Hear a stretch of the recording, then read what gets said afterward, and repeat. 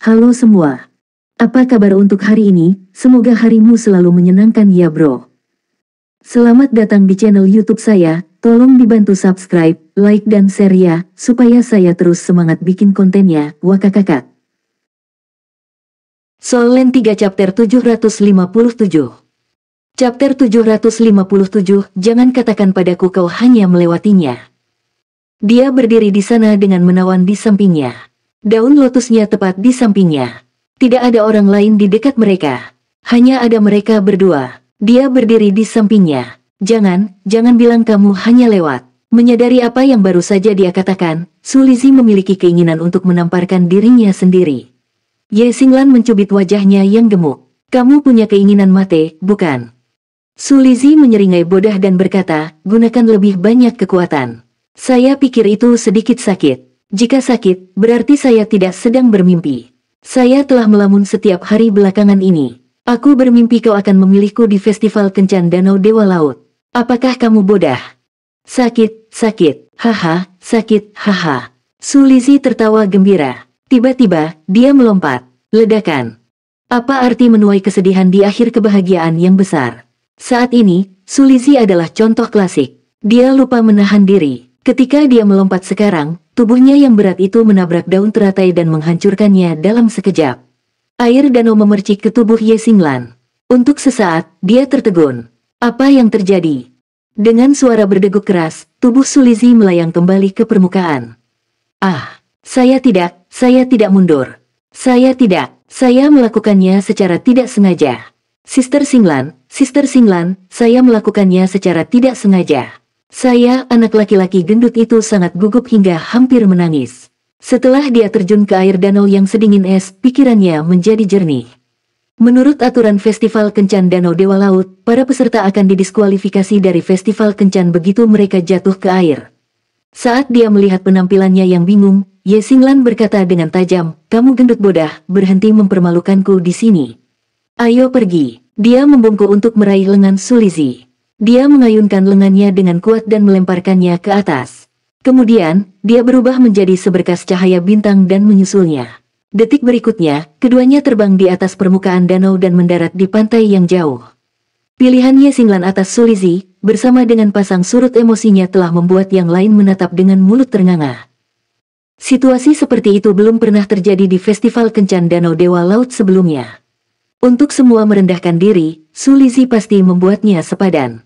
Tanpa pertanyaan, lolongannya jelas berhasil dan pengakuannya berhasil. Mimpinya akhirnya menjadi kenyataan sekarang setelah dia mendapatkan persetujuannya. Saat ini, mata Xie dipenuhi dengan kekaguman, bahkan ada rasa iri di dalamnya. Apakah itu dia atau Yue Zhenyu? Mereka sudah tahu selama ini bahwa Su Lizzie menyukai Ye Xinglan. Namun, tidak ada dari mereka yang mengira Ye Xinglan benar-benar akan menerimanya. Dalam sekejap ini, dia akhirnya mengerti mengapa Yue Zhenyu yang seharusnya berhasil, gagal sedangkan Su Lizzie yang seharusnya gagal, berhasil. Perasaan yang benar, hanya perasaan sejati yang bisa menggerakkan hati, dan hanya perasaan sejati yang bisa menghilangkan semua rintangan. Lizzie berhasil, bagaimana dengan dirinya sendiri? Dia secara naluriah melihat ke sisi yang berlawanan, pada sosok yang telah mendapatkan kembali penampilan kewanitaannya dengan rambut merahnya jatuh longgar di belakangnya. Jika Su Lizzie bisa berhasil, mengapa saya tidak? Lan Muzi tertawa histeris, meskipun itu berbelit-belit, saya harus mengatakan bahwa hasilnya sangat bagus. Mari kita ucapkan selamat kepada junior Su Lizzie dan Ye Xinglan. Harapan terbaik kami ada bersama mereka. Ye Xinglan dan Su Lizzie secara teknis menarik diri dari Festival Kencan Danau Dewa Laut. Mereka tidak berpartisipasi di segmen terakhir dan tidak harus mengambil pasangan mereka secara paksa. Namun, tanpa ragu, mereka berhasil. Tang Wulin benar-benar bahagia untuk Su Lizzie. Dia berhubungan sangat baik dengan Su Lizzie. Dia kurang lebih bisa menebak pikiran Su Lizzie. Namun, ketika Ye Xinglan menerima Su Lizzie, dia benar-benar sangat gembira. Yue Zhenyu gagal, sedangkan Su Lizzie berhasil. Bagaimana dengan saya? Bisakah saya berhasil? Dia bukan satu-satunya yang merasa gentar di hatinya. Keberhasilan Su Lizzie tidak diragukan lagi telah menghidupkan kembali harapan para siswa laki-laki. Untuk peserta kami berikutnya, nama yang diambil adalah Sumi Er. Sumi Er tidak terlalu cantik, dan dia memiliki temperamen yang panas. Itu juga bisa digambarkan sebagai auranya. Auranya akan membuat sebagian besar pria menjaga jarak dengan hormat darinya. Berapi dan ganas, seperti gunung berapi yang bisa meletus setiap saat. Mungkin, ini terkait dengan alat jiwa yang paling dia cintai. Daun teratai di bawah kaki Sumier bergerak dan melayang perlahan. Mi-er, biarkan aku melihat pria pilihanmu. Tang Yin Meng tidak bisa menahan tawa. Dia dan Sumi-er adalah teman baik. Sumi-er sedikit lebih muda darinya. Ini bukan pertama kalinya Sumier mengambil bagian dalam festival kencan Danau Dewa Laut. Karakternya yang kuat membuatnya sulit menemukan pasangan yang cocok. Sumi-er memutar matanya ke arahnya.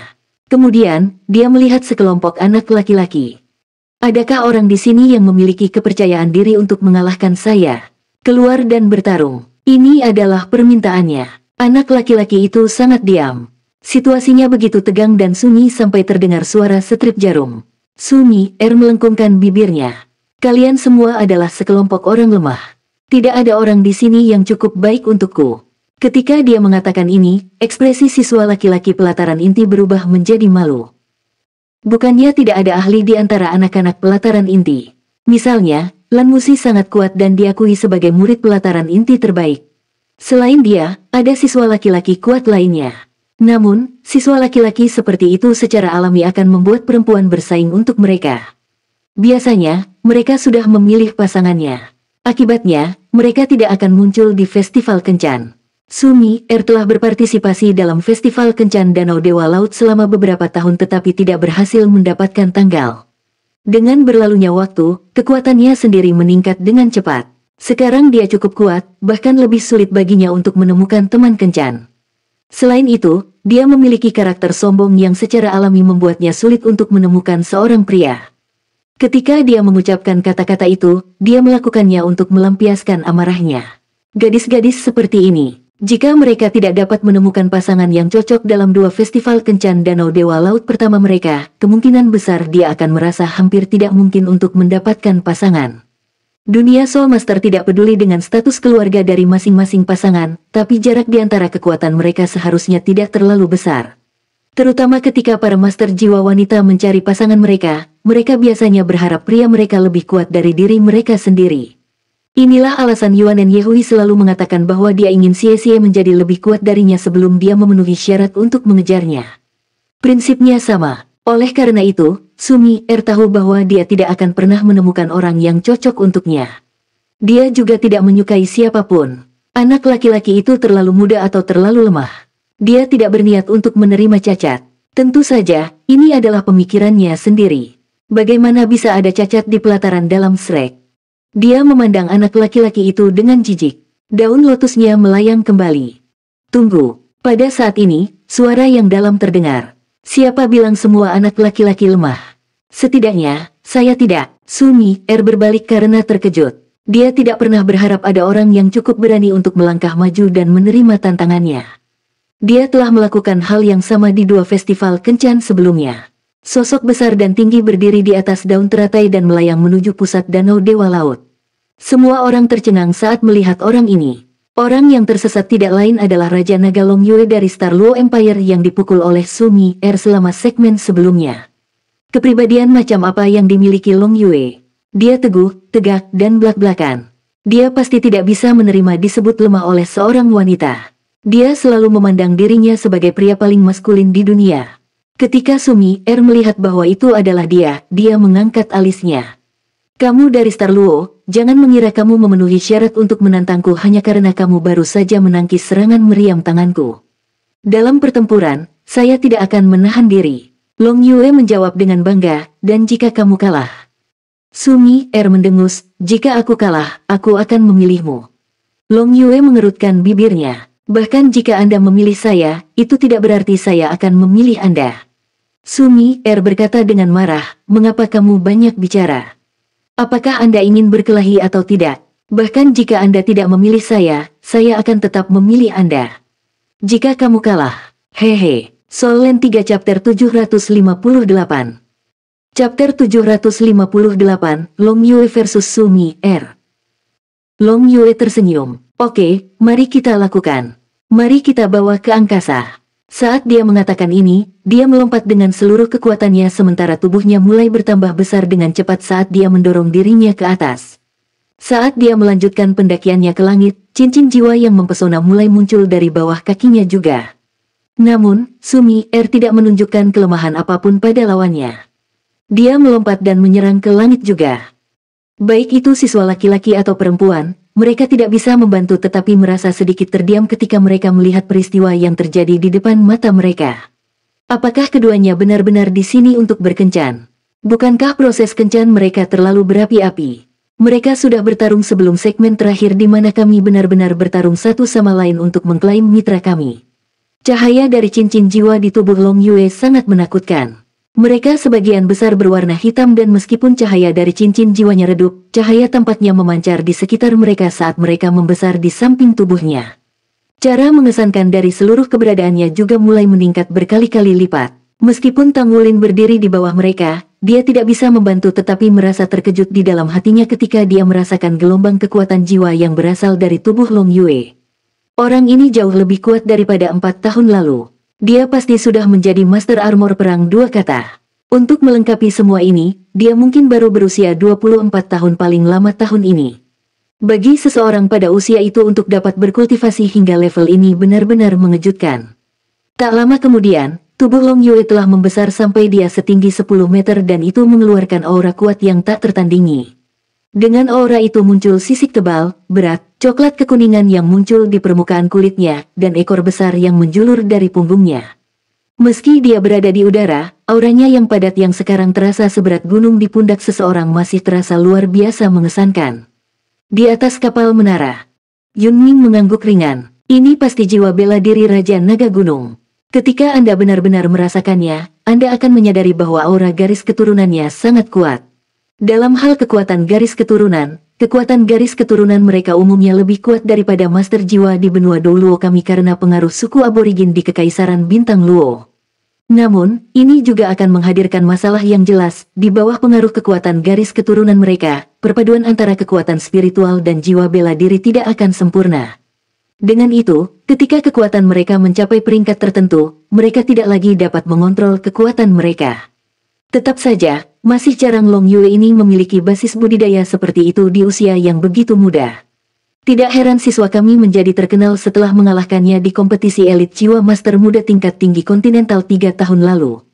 Mei Er, penilaianmu tepat. Elder Kai menatap Yunming dan menganggukkan kepalanya dengan ringan.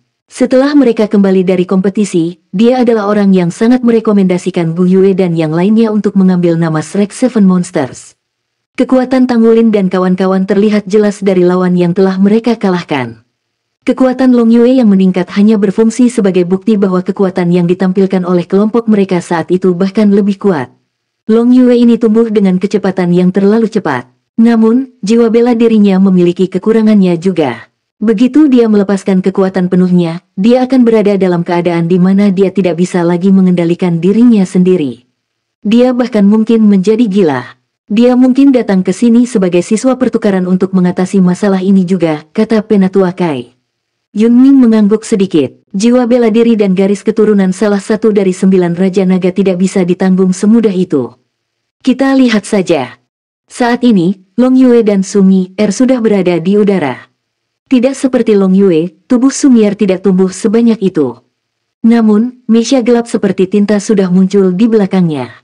Seluruh Misha hitam. Jika bukan karena kilauan lampu dari Festival Kencan Takdir Dewa Laut, mungkin akan terlalu mudah bagi yang lain untuk mengabaikan kehadirannya di malam hari. Ketika dia melihat Misha ini, Long Yue tidak bisa menahannya saat dia mengangkat kedua alisnya. Betapa kejamnya wanita ini agar dia bisa mendesain Misha-nya seperti ini. Mekanisme hitam Sumi Er memang tampak sedikit berlebihan. Misha-nya tingginya sekitar 10 meter dan untuk Misha hitam, ini sudah sangat besar. Biasanya, semakin kuat sebuah Misha, semakin kecil ukurannya. Ini karena bisa lebih gesit dengan cara ini. Sumber energi yang melekat padanya juga akan memiliki kapasitas yang lebih besar yang akan cukup untuk memberi tenaga pada Misha untuk waktu yang lebih lama. Namun, aura Misha hitam ini berbeda. Meski tingginya 10 meter, itu masih terlihat sedikit membengkak. Tidak ada apapun tentang itu yang tampak gesit. Di pundak Misha hitam ada meriam jiwa dengan kaliber lebih dari 200 mm. Selain itu, anggota badan, batang tubuh, dan bahkan pinggangnya dilengkapi dengan meriam jiwa besar. Yang bahkan menakutkan adalah ada laras senjata yang relatif lebih kecil di lengannya. Sebagai siswa yang luar biasa di Akademi Monster, bagaimana mungkin Long Yue tidak mengenali bahwa nozel itu ada di sana sehingga bisa menembakkan bola meriam jiwa. Bola meriam jiwa tetap telah menjadi alat jiwa paling menakutkan yang tersedia selama 10.000 tahun terakhir. Setelah 10.000 tahun berkembang, bola meriam jiwa tetap telah berubah menjadi senjata penghancur. Warga sipil pasti tidak diizinkan untuk menggunakan mereka. Bahkan di militer, penggunaannya diatur dengan ketat. Namun, Akademi Shrek, tanpa diragukan lagi, merupakan pengecualian. Atas nama penelitian, itu tidak biasa untuk peluru meriam jiwa tetap muncul di sini. Namun, orang yang memiliki peluru meriam tetap adalah lawannya. Long Yue tidak memiliki bayangan keraguan bahwa itu ada bola meriam nyata di dalam laras itu. Ini karena dia telah melihat kilauan samar yang mereka pancarkan. Bagaimana ini masih bisa dianggap Misha? Ini praktis mesin jagal. Jumlah energi yang dibutuhkan untuk menyalakan mesin ini saja sudah merupakan angka astronomis. Dengan tambahan meriam jiwa tetap dan kondisi di mana itu dibangun, biaya membangun Misha ini saja sudah cukup untuk membuat 3 Misha hitam. Bahkan Long Yue menarik napas dingin ketika dia melihat betapa kejamnya wanita ini. Sumi membuat isyarat tangan padanya dengan jijik. Bergerak cepat, dia sudah berubah menjadi seberkas cahaya yang menyatu menjadi Misha hitamnya sendiri. Meskipun Sumi juga seorang ahli 7 cincin, dia bukanlah ahli baju besi pertempuran 2 kata. Dia hanya master armor pertempuran 1 kata karena dia telah mencurahkan sebagian besar energinya untuk meneliti dan meningkatkan Misha-nya. Dia memiliki hasrat yang membara dan obsesi liar tentang berbagai alat jiwa. Selama ada alat jiwa yang dia idamkan, dia akan selalu mencari cara untuk memasangnya ke Misha hitamnya sendiri. Ekspresi wajah Long Yue berubah serius. Dia meraih udara dengan tangan kanannya, menyebabkan seberkas cahaya keemasan melintas sebelum tombak tebal dan berat muncul di genggamannya. Baginya untuk menggunakan senjatanya segera. Jelas bahwa dia menganggap serius Sumi Hati-hati, suara sedingin Sumi terdengar secara elektronik sebelum Misha hitam itu bergerak beberapa saat kemudian. Itu mengangkat lengan, dan itu tidak menunjukkan tanda-tanda membuat gerakan persiapan saat seberkas cahaya kuat melesat lurus ke arah Long Yue dengan kekuatan besar. Gaya bertarung Long Yue selalu melawan api dengan api. Dia mengayunkan tombak di tangannya, dan seberkas cahaya keemasan melesat ke depan juga. Ledakan. Suara ledakan yang intens meledak di langit. Cahaya dan bayangan yang tak terhitung jumlahnya tersebar di mana-mana, menyebabkan murid pelataran luar menyaksikan apa yang sedang berlangsung di depan mata mereka dengan niat dan fokus. Long Yue tidak bergeming di udara, terutama karena tubuhnya yang besar padat dan berat seperti gunung. Di sisi lain, Misha hitam mulai bergerak secepat kilat. Saat ia bergerak, tubuhnya berayun dengan lembut, meninggalkan bayangan setelahnya. Tak lama setelah itu, seberkas cahaya meledak saat membombardir Long Yue dengan serangan gencar. Long Yue memegang tombak panjangnya saat dia bertahan dan memblokir serangan dari atas dan bawahnya. Dia memblokir serangan dari meriam jiwa dan sinar jiwa yang menghujani dirinya seperti badai yang dahsyat. Di udara, serangkaian ledakan bisa terdengar seperti guntur yang menggelinding.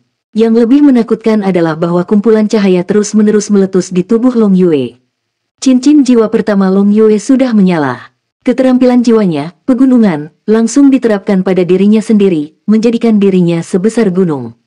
Tombak di tangannya membawa serta keterampilan jiwa airnya yang mengalir saat arus besar air mengalir tanpa henti ke arah Misha hitam. Namun, Misha hitam menunjukkan kegesitan yang sama sekali tidak sesuai dengan ukurannya yang besar. Itu melakukan serangkaian manuver mengelak di bawah kendali cerdik Sumi Hanya serangannya yang mendarat di tubuh Long Yue sedangkan tidak ada serangan Long Yue yang bahkan menyentuh Misha hitamnya dari awal sampai akhir. Keterampilan operasi Misha yang brilian, seru Long Yue di dalam hatinya. Dia bahkan menunjukkan senyum pahit karena perasaan sinar jiwa dan meriam jiwa yang mengenai tubuhnya bukanlah perasaan yang menyenangkan. Pertahanannya sudah sangat kuat, tetapi serangan Sumi benar-benar terlalu keras. Itu sangat kejam sehingga dia seolah-olah akan menyerah di bawah mereka. Dia perlu memanfaatkan sejumlah besar kekuatan jiwanya untuk memblokir mereka. Ini tidak bisa dilakukan. Long Yue menunjuk dengan tombaknya, dan cincin jiwa lainnya menyala. Swampes. Di langit, sebagian ruang di sekitarnya tiba-tiba berubah menjadi berlumpur. Meskipun itu hanya rawa tak berbentuk yang diciptakan oleh energi, itu tidak berbeda dengan rawa yang sebenarnya. Long Yue sangat tangguh dalam pengaturan waktu gerakannya. Dia telah melepaskan skill jiwanya pada rute yang harus diambil Misha Hitam saat bermanuver mengelak. Hampir seketika, Misha Hitam Sumi R tampaknya telah menabrak jaring besar, menyebabkannya langsung melambat.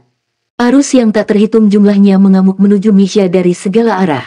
Dalam sekejap, mereka menyerbu langsung menuju Misha Hitam seperti sungai yang mengalir ke laut. Penguasaan Long Yue atas koordinasi antara masing-masing dan setiap keterampilan jiwanya telah mencapai tingkat di mana dia bisa mengendalikannya dengan presisi tertinggi. Dia tidak memberi lawannya sedikit pun peluang. Namun, pemandangan yang mengejutkan muncul padanya. Sebuah cahaya perak menyala, dan Misha Hitam Sumi R menghilang di udara tipis. Semua arusnya telah menabrak tempat kosong. Soul Land 3 Chapter 759. Chapter 759, Jual Keras. Sosok yang gelap seperti tinta muncul dan melayang di atas punggungnya saat seberkas cahaya yang menyilaukan turun dari langit. Itu adalah pedang besar yang panjangnya lebih dari 6 meter. Bilah lebarnya memiliki lebar 1,5 meter, dan itu berkedip dengan cahaya hitam keunguan yang menyilaukan saat itu langsung menebas bahu Long Yue. Di tengah suara gesekan yang memekakkan telinga, pedang besar yang bergetar dengan frekuensi tinggi dengan keras kepala memotong sisiknya bahkan dengan pertahanan sisiknya yang tebal dan berat dan keterampilan jiwanya, pegunungan. Kekuatan besar dari tebasan itu mengirim Long Yue jatuh dari langit. Di udara di atas danau Dewa Laut, penghalang cahaya telah muncul sebelum ada yang menyadarinya. Seperti bantal, itu memantulkan tubuh agung Long Yue darinya. 4 kolom cahaya segera melesat keluar dari bahu Misha Hitam itu membawa serta 4 bola cahaya besar yang meletus tanpa ampun di punggung Long Yue. Ledakan intens terdengar di tengah-tengah lolongan marah Long Yue. Kemudian, cincin jiwa ke-6 di tubuhnya tiba-tiba bersinar terang. Seluruh langit tampak berubah menjadi merah-merah dalam sekejap. Tak lama setelah itu, tubuh Long Yue membesar lagi. Meskipun tubuhnya setinggi 10 meter sudah sangat besar, itu tumbuh menjadi lebih dari 50 meter setelah dia menggunakan keterampilan jiwa ke-6-nya, sangat mengejutkan semua orang. Luka besar yang menganga di punggungnya sangat jelas terlihat, dan punggungnya bahkan hangus akibat ledakan. Namun, di bawah pengaruh skill jiwa ke-6-nya, kerusakan yang dilakukan oleh serangan itu sepertinya sangat terbatas. Tak lama setelah itu, cincin jiwa ke-7 Long Yue menyala. Keterampilan jiwa ke-6, Murka Raja Naga Gunung. Keterampilan jiwa ke-7, tubuh sejati jiwa bela diri. Tubuhnya yang besar membentang saat dia berubah menjadi naga raksasa dengan panjang lebih dari 50 meter yang ditutupi dengan sisik yang sangat tebal dan berat di udara. Gelombang kekuatan jiwa yang dikirim dari tubuh Long Yue bahkan menyebabkan getaran di sekitar mereka. Meskipun dia tidak menggunakan armor tempurnya, aura yang dia keluarkan dalam sekejap ini bahkan membuat judul Doulos sedikit terintimidasi. Saat itulah Misha Hitam naik di udara saat pancaran cahaya yang kuat tanpa henti membombardir Long Yue. Namun, Long Yue, yang telah berubah menjadi Raja Naga Gunung pada saat ini, mengangkat penyitaan kanannya dan menepuk ruang di depannya secara langsung, menyebabkan getaran tiba-tiba di udara. Udara di sekitar mereka sangat terdistorsi sebelum meledak karena tarikan gravitasi yang kuat. Sumi R hanya bisa merasakan Misha hitamnya tenggelam sebelum langsung jatuh dari langit seperti meteor yang mengejar bulan saat ia jatuh ke depan Mountain Dragon King. Namun, cahaya putih keperakan tiba-tiba muncul di tubuh Misha hitam itu. Lapisan demi lapisan gelombang spasial muncul di udara dan Misha hitam melayang di antara cahaya putih keperakan saat itu perlahan mengurangi efek gaya gravitasi. Roarer, Raja Naga Gunung mengeluarkan raungan marah ke langit sebelum menyerang dengan penyita kanannya sekali lagi. Kali ini, itu menyebabkan seluruh ruang di sekitar mereka terdistorsi, menghancurkan lapisan cahaya putih keperakan begitu saja. Sumi R, yang duduk di Misha hitam, mengalihkan pandangannya. Dunia. Tekanan eksternal telah mencapai bagian dalam Misha. Kemudian, pedang besar muncul di tangan Misha hitam sekali lagi saat menebas udara dan dengan paksa merobek celah ke angkasa. Cahaya perak berkedip lagi dan kali ini, itu tampak lebih tinggi di udara. Raja Naga Gunung mengangkat kepalanya. Tiba-tiba, itu membengkokkan punggungnya yang lebar dan tebal, dan gunung yang tinggi tiba-tiba muncul dari punggungnya sebelum langsung melesat ke langit. Gunung terus membesar di udara. Hampir seketika, itu telah berubah menjadi gunung tinggi yang tingginya ratusan meter dan diameter ribuan meter. Itu pindah untuk menutupi Misha hitam sepenuhnya. Mountain suppression. Ini adalah keterampilan jiwa yang sangat kuat yang dapat digunakan saat dia berada di bawah pengaruh tubuh sejati jiwa bela diri. Gunung yang tinggi itu memancarkan cahaya coklat kekuningan. Tang Wulin merasakan tubuhnya sedikit memanas saat muncul. Tulang torso Raja Naga Gunung telah bereaksi. Gaya gravitasi yang sangat besar memutar sekeliling mereka sepenuhnya. Sumi tidak bisa lagi menggunakan retret spasial. Dia juga dengan ketakutan menyadari bahwa tindakannya telah melambat di bawah pengaruh gunung yang tinggi. Dia hanya bisa menatap kosong saat gunung yang tinggi itu turun dari langit dan jatuh langsung ke arahnya. Dia berteriak dengan marah. Sebuah laras di lengan Mesya terangkat saat bagian dalamnya berkedip-kedip dengan cahaya. Sumi tidak bisa lagi menahan diri saat dia bersiap untuk melepaskan gerakan terhebatnya. Karena dia menghabiskan lebih banyak energi untuk meneliti alat jiwa, lebih dari 70% kekuatannya ada pada alat jiwanya. Selain dari kemampuan yang sangat penting, retret spasial, keterampilan jiwanya dan jiwa bela dirinya hanya digunakan untuk meningkatkan kekuatan jiwanya. Itulah mengapa, dalam hal kepadatan kekuatan jiwa saja, dia bahkan lebih unggul dari Long Yue. Namun, keuntungan dari jiwa bela diri Raja Naga Gunung terlalu besar. Pada akhirnya, jiwa bela diri yang tak tertandingi ini berhasil melampaui batas yang bisa dilawan oleh super misianya. Itulah sebabnya, Sumi harus menggunakan teknik rahasia S in the Hole, Fixed Soul Cannonball, jika dia ingin mengalahkan Long Yue. Di bidang penelitian bola meriam jiwa tetap, Sumi adalah seorang ahli mutlak. Cukup, suara yang dalam terdengar di langit. Tiba-tiba, cahaya putih muncul diam-diam di udara, menyebabkan tubuh Sumi langsung membeku. Dia bahkan tidak bisa bergerak 1 inci pun secara alami, dia tidak bisa meluncurkan peluru meriam jiwanya yang tetap. Di sisi lain, retakan muncul di bawah gunung. Gunung loteng yang besar, dengan tekanannya yang luar biasa, langsung ditelan oleh retakan. Pada saat yang sama, Long Yue hanya merasakan getaran di dalam tubuhnya. Kemudian, perasaan takut yang berasal dari kedalaman jiwanya melepaskannya dari tubuh sejati jiwa bela diri tanpa dia bisa mengendalikannya. Dia kembali ke bentuk aslinya dalam sekejap mata. Dalam kontes ini, Mi telah kalah, suara Atlas Dolo Yunming bergema di langit. Bola meriam jiwa tetap memiliki kemampuan untuk mengubah gelombang pertempuran. Namun, jika ingin mengalahkannya, Anda harus rela membiarkan giok dan batu terbakar bersama. Tetap saja, Long Yue belum menggunakan armor perangnya dari awal sampai akhir. Bahkan jika Anda bertarung dengan sekuat tenaga, orang yang pada akhirnya akan mati adalah Anda dan Anda sendiri. Paling banter, dia akan terluka parah jadi setelah memperhitungkan semua faktor, Long Yue menang. Kata-kata Yunming mutlak dan adil. Long Yue dan Sumi turun dari langit dan kembali ke permukaan danau Dewa Laut. Sumi menyingkirkan mesya hitamnya. Dia tidak terlihat berbeda dari sebelumnya. Hanya tatapannya ke arah Long Yue yang agak berubah. Long Yue dalam bentuk yang jauh lebih compang camping darinya. Ada luka di punggungnya dan meskipun sembuh dengan cepat, pakaian di tubuh bagian atasnya hilang, memperlihatkan ototnya yang kuat. Terima kasih untuk pertandingannya, kata Long Yue kepada Sumi dengan ekspresi serius. Dia tidak berpikir bahwa dia pasti akan menang.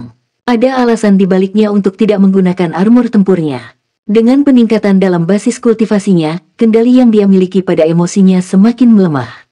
Itulah mengapa dia tidak berani bertarung dengan kekuatan penuhnya dalam pertempuran yang iseng.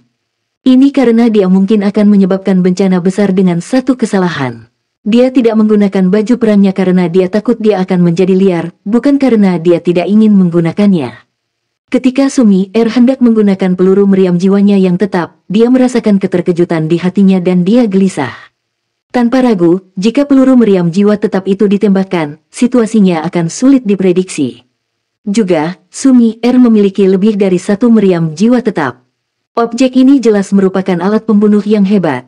Itu adalah senjata strategis. Sumi mendorong daun lotus di bawah kakinya dan melayang menuju Long Yue. Dia berkata dengan gembira, "Kamu menang. Aku memilihmu." Long Yue mengangguk ke arahnya. Saat dia melihat wanita muda yang sedang mendekatinya sekarang, dia tidak bisa menghubungkannya dengan mesya hitam yang penuh dengan aura mendominasi di udara barusan. Sumi berdiri dengan mantap di samping Long Yue dan terlihat sangat tenang. Di sisi lain, semua orang menghela nafas lega. Jika wanita yang kejam ini benar-benar berakhir dengan Long Yue, mereka mengira bahwa dia tidak akan memiliki hari-hari yang damai juga. Sedikit banyak, anak laki-laki bersukacita atas penderitaannya. Long Yue juga sedikit bermasalah. Hanya setelah dia bertukar pukulan dengan Sumi Er, dia benar-benar mengerti mengapa anak laki-laki tidak berani melawannya. Dia adalah makhluk yang akan mengeluarkan peluru meriam jiwanya pada saat tertentu. Sumi Er melirik Long Yue dan berkata dengan datar, "Kamu tidak diizinkan memilih orang lain setelah kamu memilihku atau aku akan membuatmu hancur berkeping-keping." Tepi bibir Long Yue bergerak-gerak. "Apa itu? Kaulah yang memilihku." Sumi Er menjawab, "Itu hal yang sama." Long Yue akhirnya menahan lidahnya. Bagaimana dia bisa keras menjual dirinya sendiri? Soul Land 3 Chapter 760. Chapter 760, Mengapa Anda Memilih Saya? Namun, untuk beberapa alasan yang tidak diketahui, setelah pertempuran yang dia alami sekarang, dia merasakan kegemparan di hatinya ketika dia merasakan karakter kuat Sumier. Ini adalah pertama kalinya dia bertemu dengan teman sebaya yang lebih mengesankan daripada dia, dan itu adalah wanita untuk Bud. Tang Yinmeng tersenyum. "Selamat, Mi Er. Anda akhirnya menemukan yang cocok untuk Anda. Kami akan terus menarik banyak." Yang berikutnya adalah, Wu Shiduo. Daun teratai Wu Shiduo melayang perlahan. Tatapannya mengembara. Dia memandang anak laki-laki yang jauh, dan dia melihat keindahan tak tertandingi di samping Tang Wulin. Dia mengatupkan giginya saat dia mendorong daun lotusnya untuk maju. Itu memecah ombak dan bergerak langsung ke sisi Tang Wulin. Dia tidak mengajukan pertanyaan, juga tidak mengajukan permintaan. Dia hanya mendorong daun lotusnya ke sisi lain dari Tang Wulin dan berdiri di sana. Tang Wulin memandang Wu Shiduo dengan kaget. "Kamu?" Wu Shiduo mengangkat kepalanya dan menatapnya. "Bagaimana dengan saya?" Tang Wulin hampir tidak bisa tersenyum. "Mengapa Anda memilih saya?" Wu Shiduo berkata, "Mengapa saya tidak bisa memilih Anda?" Tang Wulin tidak dapat menemukan kata-kata untuk dibalas. Di segmen ini, para gadis memiliki prioritas mutlak. Wu Shiduo menunduk, tidak ada yang tahu apa yang dia pikirkan. Tanpa pertanyaan, di antara para gadis, Wu Shiduo memiliki kepribadian dan penampilan sendiri. Satu-satunya kekurangan adalah bahwa Na Er telah memilih Tang Wulin sebelum dia melakukannya. Dibandingkan dengan Na Er, dia tidak jauh di belakang. Meski begitu, dia menunjukkan keberaniannya dalam memilih Tang Wulin setelah Na Er. Gadis-gadis lain semuanya punya pilihan dan pertanyaan. Segmen keempat semakin cepat setelah pertarungan hebat antara Sumi Er dan Long Yue. Namun, beberapa gadis yang lebih tua memilih untuk mundur dari segmen festival ini. Karena masih ada segmen final, mereka tidak bisa meninggalkan festival kencan karena belum memilih siapapun.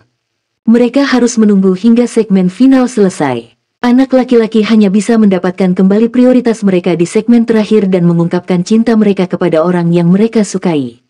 Daiyun Er. Akhirnya giliran Yang Mulia Putri Kerajaan Bintang Luo. Daun teratai Daiyun Er melayang keluar perlahan. Tatapannya tertuju pada Tang Wulin. "Kakak tiga," serunya lembut. Tang Wulin menatapnya. Dia diam-diam mengutuk takdirnya. Seperti yang diharapkan. Kabut tipis memenuhi mata Daiyun Er. "Saudaraku tiga, kamu pasti tahu bahwa aku sudah lama mencarimu. Mereka berkata bahwa Anda sudah mati, bahwa tidak mungkin bagi Anda untuk meninggalkan dunia kecil. Tapi, saya selalu percaya bahwa Anda tidak akan mati. Selama 3 tahun terakhir, saya telah mencari tinggi dan rendah untuk Anda. Ketika kabar baik dari Sekte Tang sampai kepada saya mengatakan bahwa Anda telah kembali, saya segera bergegas ke Akademi Shrek hanya untuk melihat Anda. Untukmu, aku bahkan rela kehilangan statusku sebagai seorang putri. Saya tidak bisa melupakan semua yang telah kita lalui di Lembah Naga. Yang ingin saya tanyakan adalah, apakah Anda menyukai saya?" Tang Wulin membuka mulutnya, tapi lidahnya terikat. Dia tidak tahu bagaimana menanggapinya. Sejauh suka pergi, dia pasti memiliki perasaan padanya. Namun, jika dia mengucapkan kata suka sekarang, itu memiliki arti yang berbeda dengan suka yang dia rasakan dalam keadaan normal. Daiyun Er tersenyum manis. "Aku tahu kamu menyukaiku." Setelah dia mengatakan ini, daun lotusnya melayang. Dia langsung menuju Tang Wulin. "Kapan saya mengatakan itu?" Tang Wulin bingung apakah harus tertawa atau menangis. Daiyun Er datang sebelum Tang Wulin. Ketika dia melihat bahwa titik di kedua sisinya sudah ditempati oleh Na Er dan Wu Shiduo, dia mengarahkan daun lotusnya untuk berhenti di depan Tang Wulin. Kemudian, dia berbalik dengan gesit. "Sekarang, hanya ada aku di matamu." Suara buku jari retak datang dari samping. Tang Wulin berbalik untuk melihat ke arah suara itu. Dia melihat Long Yue menatapnya dengan tatapan tajam. Long Yue memiliki respons yang sama dengannya ketika dia berpikir bahwa Na-Er akan memilih Long Yue lebih awal. Apa? Jangan bilang kamu ingin makan di mangkuk sambil melihat panci. Sumi-Er terdengar dingin. Tanpa ada yang memperhatikan, sudah ada meriam tangan di tangannya. Dia menempelkan laras di pinggang Long Yue. Long Yue menatapnya. Dia tidak yakin apakah harus tertawa atau menangis. Apa yang kamu lakukan? Sumi-Er menjawab, menurutmu apa yang saya lakukan? Situasinya agak canggung. Tang Wulin juga tidak menikmati ini. Dai Yun-Er berada di depan sementara Na-Er dan Wu Shiduo berada di kedua sisi tubuhnya. Dia tidak pernah berpikir bahwa dia akan menghadapi situasi seperti itu di Festival Kencan Danau Dewa Laut. Selanjutnya, Yuanen Yehui. Sudah waktunya kamu memilih, Junior. Petik 2. Saat mendengar namanya, Xie langsung tegang. Bahkan tatapan Tang Wulin menjadi fokus. Dia jauh lebih tinggi dari Dai Yun-Er, jadi, itu tidak mempengaruhi bidang penglihatannya meskipun Dai Yun-Er berdiri di depannya. Sekarang giliran Yuanen. Tidak bertemu mereka selama lebih dari 3 tahun, Tang Wulin tidak yakin akan perkembangan apapun antara Yuanen Yehui dan Xie. Namun, dari penampilan Xie sebelumnya, ia dapat mengatakan bahwa Xie belum berhasil. Jika Xie masih tidak bisa membuat Yuanen berubah pikiran, dia takut akan masa depan. Dengan pelajaran yang didapat dari kemalangan Yue Zhengyu sebelum ini, Tang Wulin tidak memiliki harapan yang tinggi untuk Xie, terutama dengan hubungan sepihak antara Xie dan Yuanen. Daun teratai di bawah kaki Yuanen Yehui meluncur perlahan. Dia tampak setenang biasanya. Rambut merah panjangnya jatuh bebas ke bahunya. Di bawah langit malam, dia tampak misterius dan memikat. Xie saat ini merasakan mulutnya kering dan lidahnya hangus. Dia sangat gugup. Dia telah mengaguminya selama bertahun-tahun dan akhirnya mengakui perasaannya di depan banyak orang. Jika dia masih tidak memilihnya, dia harus berhenti. Aku sudah mengatakannya sebelumnya. Ketika Yuanen berbicara, tubuh Xie bergidik. Aku sudah memberitahumu ini sejak lama. Jika kamu ingin bersamaku, maka kamu harus mengalahkanku terlebih dahulu. Jadi, kalahkan aku, dan aku akan memilihmu. Yuanen Yehui menatap Xie dengan mata berbinar tajam. Seluruh tubuh Xie bergetar. Dia menarik napas dalam. Dia terus menghirup sampai paru-parunya hampir meledak karena ekspansi berlebihan. Kemudian, dia perlahan mengeluarkan udara di dalam dadanya. Dia tidak pernah mengharapkan hal-hal menjadi seperti ini. Apakah dia memilih untuk menolak saya menggunakan metode ini? Ekspresi mengejek diri muncul di wajah Xie. Mereka sangat mengenal satu sama lain. Mereka sangat mengenal satu sama lain sehingga mereka bisa membaca punggung tangan satu sama lain. Selalu ada celah dalam kemampuan dan keterampilan mereka antara Yuanen Yehui dan dirinya sendiri. Kesenjangan ini tidak pernah berkurang. Bahkan setelah dia bekerja keras dengan sekuat tenaga, dia nyaris tidak bisa mengikutinya. Apakah dia berencana mempermalukan saya di depan semua orang hari ini? Untuk membuatku menyerah pada gagasan untuk mengejarnya sepenuhnya. Ayo. Pada saat ini, Xie siap mempertaruhkan segalanya. Dia harus melanjutkan pertarungan ini apapun yang terjadi. Tubuhnya tidak lagi gemetar, tatapannya menjadi tegas. Bahkan jika dia kalah, itu pasti ada di tangannya. Xie menarik napas dalam dan berkata dengan keras, baiklah. Daun lotusnya melayang. Dia mendorong daun lotusnya, dan dia pindah ke depan anak laki-laki. Cahaya samar bersinar di matanya. Yuanen Yehui mendengus. Sebuah cahaya bersinar di belakangnya. Sepasang sayapnya terbuka seketika. Itu adalah jiwa bela diri malaikat jatuh. Lingkaran cincin jiwa bangkit dari bawah kakinya. 2 ungu dan 3 hitam. Tanpa pertanyaan, setelah berkultivasi selama 3 tahun terakhir, dia telah memperkuat cincin jiwanya di pagoda jiwa. Demikian pula, lingkaran cincin jiwa bersinar di bawah kaki Xie. 4 ungu dan 1 hitam. Dalam hal kekuatan cincin jiwa, dia masih lebih lemah dari Yuanen Yehui. Yuanen Yehui mengepakkan sayapnya. Tubuhnya turun dari langit seperti kilat hitam yang melesat ke arah Xie. Cincin jiwa kedua di tubuhnya bersinar terang, pedang iblis bayangan terwujud dari udara tipis dan dia menggenggamnya. Tangan Xie berkedip dengan cahaya keemasan, belati naga cahaya muncul. Dihadapkan pada penurunan Yuanen Yehui dari langit, tubuhnya sedikit bergoyang. Meski hanya gerakan kecil, itu memberikan perasaan ilusi bagi siapapun yang melihat. Penonton tidak bisa fokus dan melihat sosoknya. Long Yue dan Dai Yun-Er memandang dengan serius. Apakah itu Yuanen Yehui atau Xie? Mereka berdua pernah menjadi lawan mereka. 3 tahun telah berlalu, mereka sendiri telah tumbuh secara signifikan. Bagaimana dengan lawan mereka? Berapa banyak mereka tumbuh? Tang Wulin juga melihatnya dengan serius. Dia tidak memiliki sedikitpun penyesalan karena tidak bisa menumbuhkan kekuatan jiwanya selama 3 tahun. Sebaliknya, dia puas mengubur tulang naga di kuburan naga selama periode itu. Dia hanya ingin tahu seberapa lebar jarak antara dia dan teman-temannya dalam kultivasi mereka. Pedang iblis bayangan Yuanan Yehui tiba-tiba membesar dengan cahaya keunguan gelap yang terpantul dari permukaan danau menjadikannya pemandangan yang aneh untuk dilihat. Tiba-tiba, tubuh Xie melesat ke langit seperti naga. Dia menjadi satu dengan belatinya.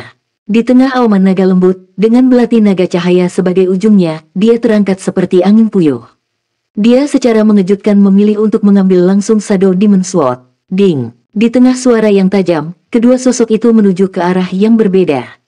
Yuanan Yehui mengepakkan sayapnya dan terbang lebih tinggi ke langit sedangkan Xie yang telah berubah menjadi naga emas terbang secara horizontal. Light Illusion Dragon, Xie telah melepaskan skill jiwa keempatnya saat pertarungan dimulai. Namun, dia hanya setara dengan keterampilan jiwa kedua Yuanan Yehui.